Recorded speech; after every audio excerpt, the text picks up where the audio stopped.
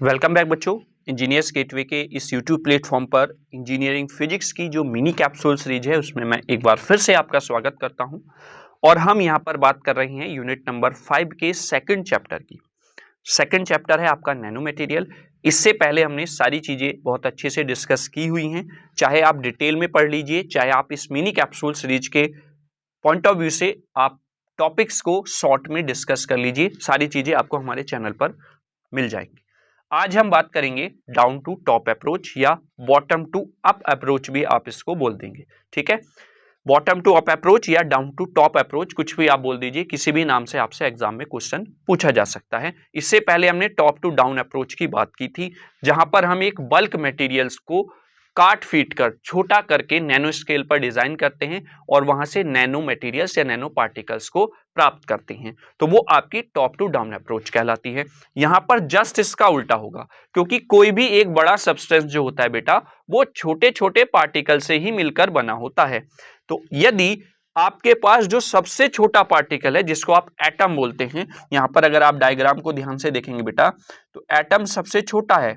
तो एटम के कॉम्बिनेशन से आपने क्लस्टर बनाया, यानी कि क्लस्टर क्या है? Combination of the more than one atom, वो आपका क्लस्टर आप उसको बोल देंगे। अब ये क्लस्टर आगे फर्दर कंबाइन होंगे और क्लस्टर कंबाइन होने पर अगर आपको नैनो स्केल पर मिल जाते हैं तो वो आपके नैनो पार्टिकल बन जाएंगे।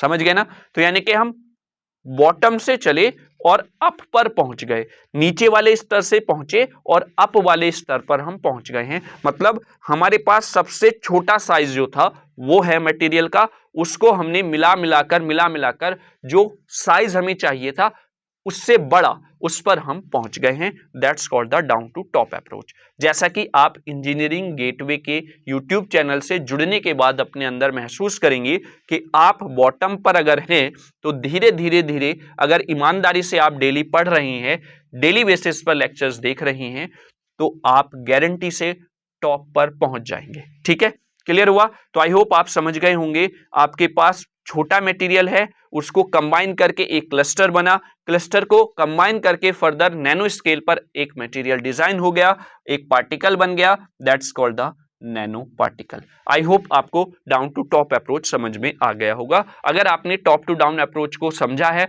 तो आपको इजीली इसको समझने में कोई भी परेशानी नहीं होगी। ठीक है, कहां पर ये बेसिकली आपको देखने को मिलता है तो वो भी मैंने यहां पर लिखा हुआ है। जैसे कि first, anti reflective coating on the glasses. जो ग्लासेस होते हैं आपके, जो आपके चश्मे होते हैं या फिर जो आप घरों में ग्लासेस यूज करते हैं, उनके ऊपर एंटी रिफ्लेक्टिंग कोटिंग जो आप करते हैं वो आपकी डाउन टू टॉप अप्रोच में ही आती है। और इसमें भी कौन से मेथड से होती है? सोल जेल प्रोसेस के अकॉर्डिंग होती है।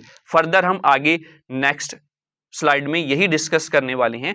डाउन टू टॉप या बॉटम टू अप अप्रोच में क्या है? सोल जेल प्रोसेस आपके सिलेबस में दिया हुआ है। ठीक है, तो उस सोल जेल प्रोसेस की हेल्प से ही आप anti reflecting coating on the glasses करते हैं। वहीं पर सोलर सेल कंपोनेंट्स जो आप बनाते हैं, उनकी जो थिन फिल्म बनाते हैं, वो भी आपकी सोल जेल मेथड के हिसाब से, यानी कि बॉटम टू अप अप्रोच के कारण ही वहां पर आपको देखने को मिलती है। वहीं पर ऑप्टिकल फाइबर्स जो हैं, we can also design sol gel process के थ्रू, है ना, जिससे कि आपकी हाई क्वालिटी ऑप्टिकल फाइबर्स को डिजाइन किया जा सके। तो अलग अलग फील्ड में आप डाउन टू टॉप, जिसको आप बॉटम टू अप अप्रोच भी बोलते हैं, और जो आपके सिलेबस में सोल जेल मेथड या सोल जेल प्रोसेस दिया हुआ है, उसके हिसाब से जब आप फैब्रिकेट करते हैं, डिजाइन करते हैं, वहां पर आप यूज करते हैं अलग अलग फील्ड्स में इस टेक्निक का। ठीक है, मैंने तीनों फील्ड में आपको ये टेक्निक बता दी, जैसे ऑप्टिकल फाइबर के डिजाइनिंग में, सोलर सेल के डिजाइनिंग में, या एंटी रिफ्लेक्टिंग जो कोटिंग होती है ग्लासेस पर, उन सब यानी कि अलग अलग क्षेत्र में आप इसका इस अप्रोच का यूज, इस मेथड का यूज करते हैं। ठीक है, अब हम बात कर लेते हैं अपनी सोल जेल प्रोसेस की, जो कि आपके सिलेबस में दिया हुआ है। इससे पहले आपने केमिकल वेपर डिपोजिशन मेथड पढ़ा है, वो आपके सिलेबस में है, और इधर आपका सोल जेल प्रोसेस आपका दिया हुआ है। ठीक है, तो चलिए, अब सोल जेल प्रोसेस क्या होता है? इसमें दो नाम आपको देखने को मिल रहे हैं, एक है आपका बेटा सोल और एक है आपका जेल। बस यही फॉर्मेशन आपको करना है। पहले आपको सोल बनाना है, उसके बाद आपको जेल फॉर्मेशन करनी है एंड फाइनली उसमें प्रोसेसिंग करके you get the nano particles. ठीक है, तो पहले थोड़ा सा इसको थ्योरेटिकली मैं बता देता हूं। The sol gel method is a wait chemical technique, मतलब जैसे वेट मतलब सुखाने वाली है ना, केमिकल टेक्निक है that produce solid material from A small molecules. यहां पर सॉलिड मटेरियल बनाना है स्मॉल मॉलिक्यूल से। जैसे आप देखते होंगे ना, जो छोटे बच्चे होते हैं उनके पास टॉयज होते हैं, और वो टॉयज जैसे आप देखते होंगे कि छोटे छोटे उनके पास प्लास्टिक की स्ट्रक्चर्स दिए होते हैं और उन स्ट्रक्चर्स को कंबाइन करके एक उन्हें बड़ा स्ट्रक्चर बनाना होता है। कुछ ऐसा ही प्रोसेस आप यहां पर समझ लीजिए। जैसे सच एज इसने बोल दिया है मेटल ऑक्साइड हो गया, नाइट्राइड्स हो गए, कार्बाइड्स हो गए, तो ये सब आपके सोल जेल मेथड टेक्निक में जहां पर वेट केमिकल टेक्निक का आप यूज करते हैं और एक सॉलिड मटेरियल को डिजाइन कर लेते हैं स्मॉल मॉलिक्यूल से। ठीक है, तो यहां पर कुछ आप डायग्राम देख रहे होंगे, कुछ सिनेरियो आपको यहां पर दिखाई दे रहा है, वो क्या है हम यहां पर देख लेते हैं। आपने यहां पर मेटल एल्कोसाइड विद सॉल्वेंट यहां पर लिया हुआ है एक कंटेनर में। ठीक है, फिर इससे आप सोल का फॉर्मेशन करते हैं, जैसा कि आप नेक्स्ट कंटेनर में देख रहे हैं। अब सोल फॉर्मेशन से आप जेल फॉर्मेशन का प्रोडक्शन करते हैं, मतलब सॉल फॉर्मेशन आपने की, उस सॉल से आप जेल का फॉर्मेशन करते हैं और इस जेल फॉर्मेशन में आप फर्दर प्रोसेसिंग करके you get the nano particles. अब इनके कुछ स्टेप्स हैं, कैसे आप मेटल एल्कोसाइड विद सॉल्वेंट से सोल का फॉर्मेशन करते हैं। तो जैसे ही आप पहले वाले कंटेनर से दूसरे में पहुंच रहे हैं तो यहां पर एक टर्म लिखी हुई है हाइड्रोलिसिस। तो पहला स्टेप हो जाता है हाइड्रोलिसिस का, जिससे कि आपको सोल का फॉर्मेशन मिलेगा।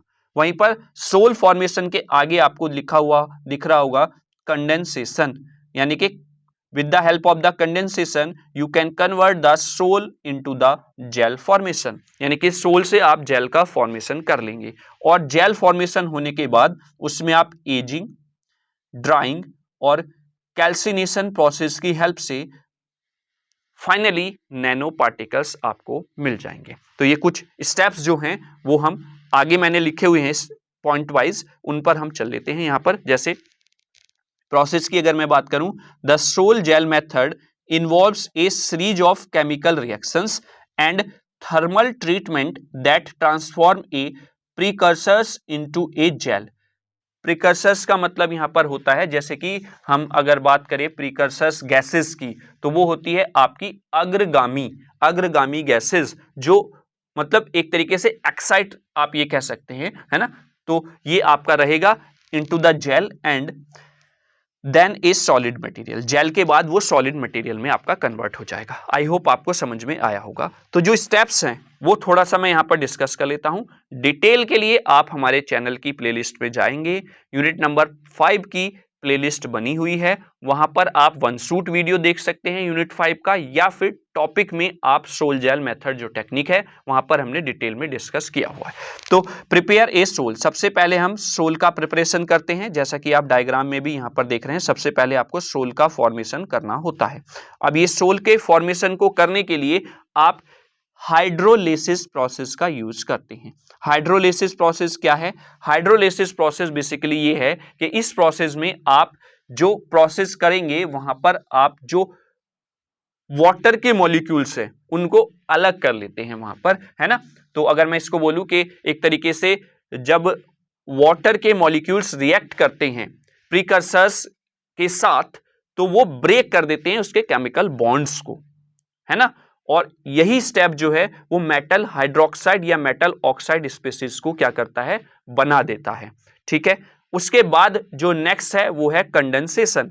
कंडेंसेशन में क्या होता है, कंडेंसेशन के बाद क्योंकि आपको क्या मिल गया है, सोल मिल गया है, सोल का फॉर्मेशन हो गया है with the help of the hydrolysis. अब हाइड्रोलिसिस प्रोसेस के बाद आपको कराना होगा कंडेंसेशन। अब कंडेंसेशन में क्या होता है, एक्चुअली कंडेंसेशन प्रोसेस में आप क्या करेंगे, जो उसका पीएच है उसको एडजस्टिंग करेंगे, किसके, सोल के, और उसमें कैटालिस्ट ऐड करेंगे। कैटालिस्ट ऐड करने के बाद जो कंडेंसेशन रिएक्शन है वो आपकी फॉर्मेशन ऑफ जेल प्रोड्यूस कर देगी। ठीक है, मतलब पहले आपने जो भी आपके पास मटेरियल है उसमें आपने हाइड्रोलिसिस प्रोसेस किया, हाइड्रोलिसिस प्रोसेस से क्या हुआ, वाटर के मॉलिक्यूल्स ने रिएक्ट किया और कोवेलेंट बॉन्ड उसके ब्रेक हो गए। ठीक है, देन आपका जो जनरेट हो गया मेटल हाइड्रोक्साइड या मेटल ऑक्साइड स्पीसीज वहां पर आपको मिल जाते हैं, जो कि एक तरीके से सोल की फॉर्म में आपको देखने को मिलते हैं।